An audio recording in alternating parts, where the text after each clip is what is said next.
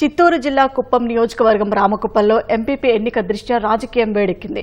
వైసీపీకి చెందిన రామకుప్పం ఎంపీపీ శాంతకుమారి 3 ఏళ్ల క్రితం చనిపోయారు. అప్పటి నుంచి పలుమార్లు ఎంపీపీ ఎన్నిక వాయిదా పడుతూ వచ్చింది. వైసీపీకే చెందిన vice MPP Subrahmanyam incharge MPP బాధ్యతలు నిర్వహిస్తూ వస్తున్నారు. అయితే ఈ ఉదయం 11 గంటలకు ఎంపీపీ ఎన్నిక ప్రక్రియకు అధికారులు నోటిఫికేషన్ జారీ చేశారు. ఎంపీపీ ఎన్నికను టీడీపీ, వైసీపీ ప్రతిష్టాత్మకంగా తీసుకోవడంతో రామకుప్పంలో ఉద్రిక్త పరిస్థితి నెలకొంది. వైసీపీకి 16 మంది ఎంపీటీసీలు ఉండగా అందులో 7 ఇటీవల టీడీపీలో చేరారు. ప్రస్తుతం వైసీపీ ఎంపీటీసీలు 8 మంది, టీడీపీ ఎంపీటీసీలు 7 ఉన్నారు. ఎంపీపీ ఎన్నిక సమయానికి వైసీపీకి చెందిన 2 ఎంపీటీసీలు టీడీపీకి అనుకూలంగా ఓటు వేయనున్నట్లు తెలుస్తోంది. దీన్ని వ్యతిరేకిస్తూ వైసీపీ హైకోర్టును ఆశ్రయించినట్లు సమాచారం.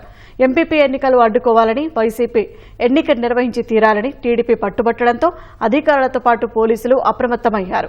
రామకుప్పం మండల కేంద్రంలో 144 సెక్షన్ పోలీస్ యాక్ట్ 30 అమలు చేస్తున్నారు. ఉదయం నుంచి రామకుప్పంలో పెద్ద ఎత్తున పోలీసులను మోహరించారు.